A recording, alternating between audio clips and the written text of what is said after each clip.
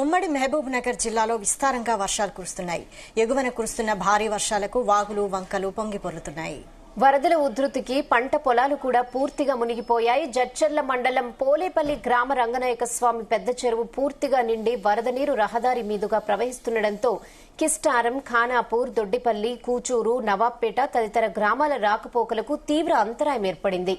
ఇక వరద తీవ్రతతో ప్రమాదమని తెలిసినా కూడా ప్రత్యామ్నాయం లేక నీటి ప్రవాహంలోనే రాకపోకలు కొనసాగించాల్సిన పరిస్థితి ఏర్పడిందని గ్రామస్తులు వాపోతున్నారు.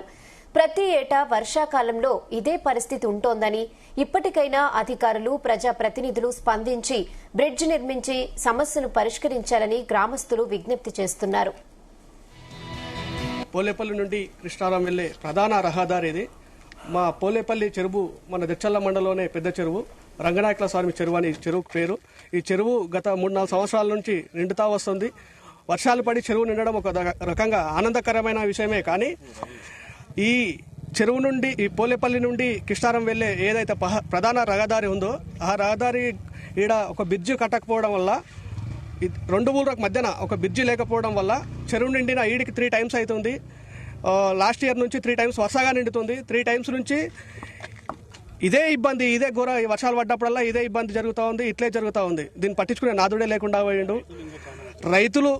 రైతులు కావచ్చు, ఇప్పుడు కిష్టారం నుంచి ఇక్కడ స్కూల్కు, పోలేపల్లి స్కూల్కి వస్తారు పిల్లలు, స్కూల్ విద్యార్థులు కావచ్చు, ఎవరికైనా జనాలకు సామాన్య పోలేపల్లి నుండి కిష్టారం వెళ్ళడానికి కిష్టారం నుండి కిష్టారం కావచ్చు, ఖానాపూర్ కావచ్చు, కూచూరు కావచ్చు, ఒల్లూరు కావచ్చు, ఇట్లా ఉదండపూరు, ఇట్లా 10 ఊళ్ళు పోలేపల్లి ఇదే ప్రధాన రహదారి గుండా వెళ్తారు.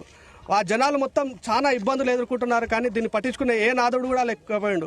లాస్ట్ ఇయర్ ఇదే విధంగా వర్షాలు పడుతుంటే ఉదండపూర్ ముప్పు బాధితులను ఇదే రహదారి గుండా వెళ్ళి ఈ నీటిలోనే ఎమ్మెల్యే గారు కూడా ప్రయాణించి, ఎమ్మెల్యే గారు నేను దీనికి పరిష్కారం చూపుతానని కూడా ఎమ్మెల్యే గారు లాస్ట్ ఇయర్ జనాలకు, ఇక్కడున్న రైతులకు మాటిచ్చి వేయడం జరిగింది. ఇప్పటి వరకు కూడా దాని మీద ఎలాంటి చర్య కానీ ఎలాంటిది కానీ తీసుకున్నాడు. దయచేసి మేమేం కోరుతున్నా ఉన్నామంటే, దీంట్లో ఎవరైనా పడి ఏమైనా అనార్య కార్యాలు జరగకముందే దీనిపైన ఒక శాశ్వత పరిష్కారం చూపుతారని మా గ్రామాల నుండి ఎమ్మెల్యే గారికి కానీ, ఎంఆర్ఓ గారు కానీ, ఎంపీ గారికి కానీ అందరికీ ఒక రిక్వెస్ట్గా చెప్తున్నాం.